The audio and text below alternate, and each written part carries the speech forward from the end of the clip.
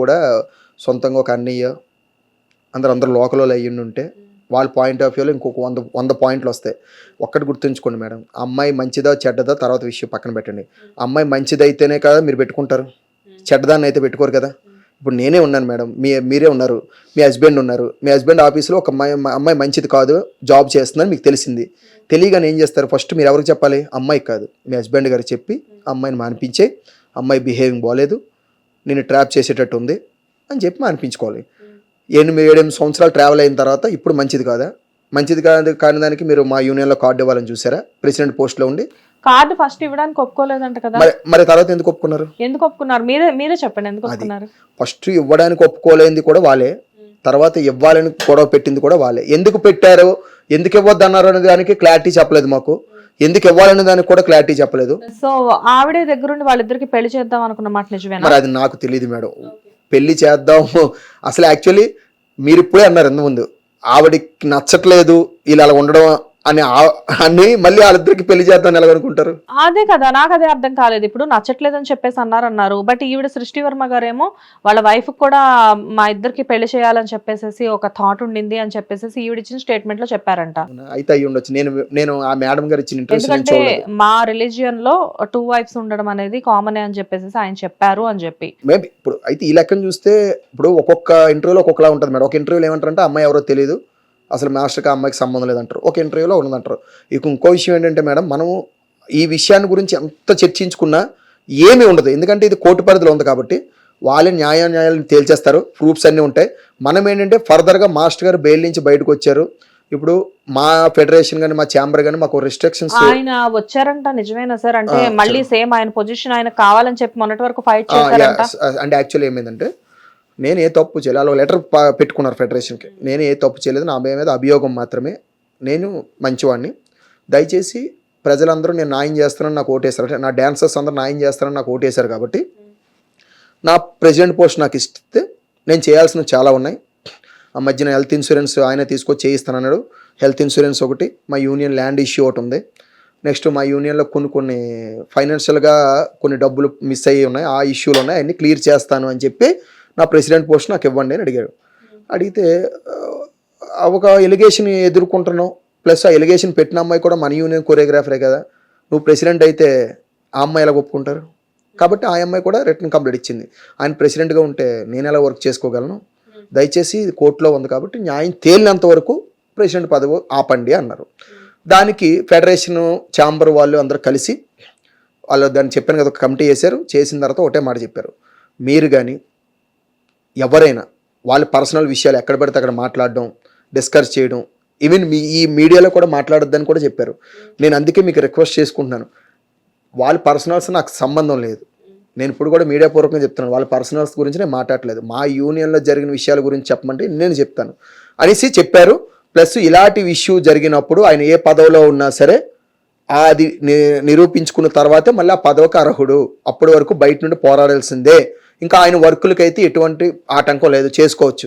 కొన్ని సంవత్సరాల కష్టం, ఒక పార్టిసిపెంట్గా వచ్చిన పర్సన్ ఇప్పుడు కొంతమందికి ఉపాధి ఇప్పించే పొజిషన్లో ఆయన ఉన్నారు. ఒక ప్రెసిడెంట్ పోస్ట్లో ఆయన కొరియోగ్రాఫర్స్ అందరికీ కూడా ఒక ఉన్నతమైన పదవిలోకి ఆయన వచ్చారు. అండ్ అటు పొలిటికల్గా చూస్తే అక్కడ పొలిటికల్గా కూడా చాలా యాక్టివ్ అయ్యి అక్కడ కూడా గెలవడం జరిగింది. నేషనల్ అవార్డు అనేది ఆయన దాకా వచ్చింది. కాకపోతే ఫైనల్లీ అది తీసుకోలేకపోయారు, అది వేరే విషయం అనుకోండి. కాకపోతే ఏంటంటే ఇదంతా కూడా దీనన్నిటికీ కూడా ఒక్కటేసారి కాలం మారిపోయి లైక్ అంటే అనుకున్నవన్నీ కూడా రివర్స్ అయిపోవడానికి కారణం ఒక అమ్మాయి అంటే మీరు ఒప్పుకుంటారా? నేను ఒక అమ్మాయి అన్నాను మేడం, నేను ఒక్క ఆడవాళ్ళని కించపరచాల్సిన అవసరం లేదు. టైం అంటాను, ఎప్పుడైనా సరే మనకి పెద్దలు చెప్తుంటారు, మన టైం ఉన్నప్పుడు అనుకువగా ఉండు, టైం బాగాలేనప్పుడు తలంచుకొని ఉండాలి. అంటే అన్ని రోజులు మనం కాదు. ఈవెన్ ఇండియా టీం కూడా గర్వపడితే ఏమవుతుంది, మన వరల్డ్ కప్లో ఏం జరిగింది లాస్ట్ టైం, ఆస్ట్రేలియా చేతిలో ఘోర పరాభవం చెందాం. ఇది అదే పరిస్థితి. ఇప్పుడు మీరేమంటారు? ఇప్పుడు ఫైనల్గా ఆయనకి ఇంతకు ముందు ఎప్పుడు చూసినా జానీ మాస్టర్ అంటే ఆయన అపాయింట్మెంట్ కూడా దొరకనంత బిజీగా ఉన్నారు ఒక 2-3 సంవత్సరాల నుంచి. సో ఇప్పుడు జానీ మాస్టర్ పరిస్థితి ఏంటి? ఇంతకు ముందులోనే ఆఫర్స్ వస్తాయంటారా? మేబీ రావాలని కోరుకుంటున్నాను. ఎందుకంటే టాలెంట్ వేరు, ఆయన బిహేవింగ్ వేరు. అంటే వెరీ గుడ్ టాలెంటెడ్ అండి. కొరియోగ్రాఫర్ పరంగా నేను ఆయన ఫ్యాన్ని. నిజంగా ఇప్పటికి అది నేను ఎక్కడైనా మా గ్రూప్ లో కూడా ఆయనకి నాకు చాలా గొడవలు జరిగాయి. అవును, మీ ఇద్దరికి కూడా అసలు యూనియన్ చాలా గొడవలు జరిగాయి. కొన్ని గ్రూప్స్ లో నుంచి కూడా మిమ్మల్ని చాలా సార్లు డిలీట్ చేశారని విన్నాను. డిలీట్ చేశారు, నన్ను తిట్టించారు గ్రూపుల్లో, అన్నీ జరిగాయి. కానీ అది ఓన్లీ యూనియన్ వర్కే. బయటకు వస్తే జానీ మాస్టర్ అంటే నాకు ఇష్టం. మంచి కొరియోగ్రాఫర్, వెరీ టాలెంటెడ్ పర్సన్. ఇంకా ఆయన టాలెంట్ నేను పొగిడేంత అర్హత నాకు లేదు. ఎందుకంటే పెద్ద వాళ్ళు అందరూ సాంగ్లు ఇస్తున్నారంటే మామూలు టాలెంట్ కాదు. కానీ ఇది ఆయన దురదృష్టం అనుకోలే, ఇంతవరకు తెచ్చుకొని పేరు పోయిందని నేను అనుకోవట్లేదు. మేబీ టాలెంట్కి ఈ కేసుకి సంబంధం లేదు. కేసు అనేది పర్సనల్ అండి. టాలెంట్ అనేది ఎక్కడికి పోదు. మళ్ళీ పెద్ద సాంగులు చేస్తారని మనస్ఫూర్తిగా నేను ఆశిస్తున్నాను. సరే, జానీ మాస్టర్ సంగతి కొంతసేపు పక్కన పెడితే, జానీ మాస్టర్తో పాటు జాను అని చెప్పేసి ఇప్పుడు ఒక పేరు బాగా వినబడుతుంది. సో ఎందుకు జానీ మాస్టర్ కేసు ఇంత ఈ వివాదం అనేది ఇలా నడుస్తూ ఉండగా మధ్యలో శేఖర్ మాస్టర్ని ఎందుకు తీసుకొస్తున్నారు? అదే నిజంగానండి. ఎవరో తెలివి లేని వాళ్ళు అంటే కొందరు ఉంటారు, వాళ్ళని చూస్తే నాకు జాలి అనిపిస్తుంటుంది. మీకు ఇక్కడ కూర్చోబెట్టిన సీట్లో నన్ను క్వశ్చన్ చేయమని పెట్టారు. క్వశ్చన్ చేసినప్పుడు ఫస్ట్ స్టార్టింగ్ నన్ను పొగుడుతారు. ఏమని, కొరియోగ్రాఫర్ చేశారు, మీరు చాలా టాలెంటెడ్ పర్సన్, అది ఇది అని చెప్పి మీరు జడ్జికి ఆ ఉన్న ప్లేస్కి న్యాయం చేయాలి.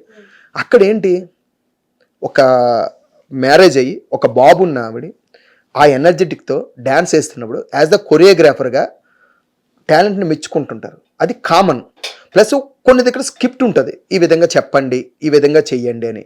అరే మనం ఏం చూడాలి, అక్కడ జడ్జి ప్లేస్లో ఆయన ఉన్నాడు, కంటెస్టెంట్ ప్లేస్లో ఉన్నాడు. జడ్జి అంటే ఎవరు, తండ్రి. కంటెస్టెంట్ అంటే పిల్లలు. అంటే ఒక తండ్రి కూతురు మధ్యలో జరిగే సంభాషణ నడుతుంది. మనం దాన్ని చూసే ప్రజలు ఎలాగుంటుందంటే వల్లగరిగా చూపిస్తున్నారు. నేను అంటున్నాను కదా, తాటి చెట్టు కింద కూర్చొని మజ్జిగ తాగినా సరే కళ్ళు తాగారు అంటారు. నిజంగా శేఖర్ మాస్టర్ అనే వ్యక్తి చాలా మంచి వ్యక్తి అండి. ఆయనకి వర్క్ తప్ప వేరే ఇష్యూలకు వెళ్ళరు. ఎందుకంటే రీసెంట్గా నేను నిన్నే పుష్ప సాంగ్ చేసి వచ్చా. పుష్ప 2లో సేమ్ మాస్టర్ గారు సాంగ్ చేస్తున్నారు, ఒక మెలోడీ అంటే డూయిట్ సాంగ్. అది బొట్టబొమ్మ టైప్లో. ది అల్టిమేట్ కొరియోగ్రఫీ మాత్రం హౌసమ్మ సూపర్గా ఉంది. నేను నిన్న చూసి షాక్ అయ్యాను. నిజంగా అల్లు అర్జున్ గారు కూడా మంచి స్టెప్స్ అవి చేస్తుంటే ఇంకా థియేటర్లో ఎలా ఉంటుందని చూసాను. అంత మంచి వ్యక్తి అండి శేఖర్ మాస్టర్ గారు. ఎందుకంటే ఆయనతో నేను ట్రావెల్ అయ్యాను. నేను ఆయనతో ఎక్కువగా ఉండకపోయినా చాలా సాంగులు చేశాను మాస్టర్ గారితో కలిసి. వర్క్ అవ్వగానే డైరెక్ట్గా ఇంటికి వెళ్ళిపోతారు. ఆయన షూట్లో ఉంటారు. ఇప్పుడు ఒక విషయం అండి, తప్పు చేసిన, నేను ఎగ్జాంపుల్ ఇప్పుడే చెప్పేస్తున్నాను. జానీ మాస్టర్ గారు శశివారం గారిని ఇలా పొగడం ఎక్కడైనా చూసారా? లేదు. ఎందుకంటే ఇప్పుడు బిగినింగ్ లో పొగిడారు. అది షో ఒక్కరోజే, ఆ ఒక్కదే ఉంటుంది. ఆ ఒక్క వీడియో తప్ప ఇంక రెండో వీడియో దొరకదు మీకు కదా. కానీ ఎలిగేషన్ వచ్చింది.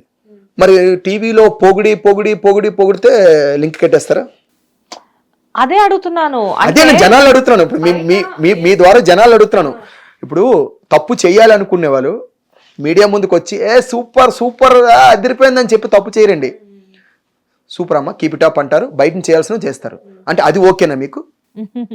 అలా కాదు సార్. ఇప్పుడు నేను ఎందుకు చెప్తున్నా అంటే నాగేష్ గారు, ఇప్పుడు మేము టీవీలో మాత్రమే వాళ్ళని చూస్తున్నాము, కానీ మీరు డైరెక్ట్ గా వాళ్ళతో ట్రావెల్ చేస్తున్నారు.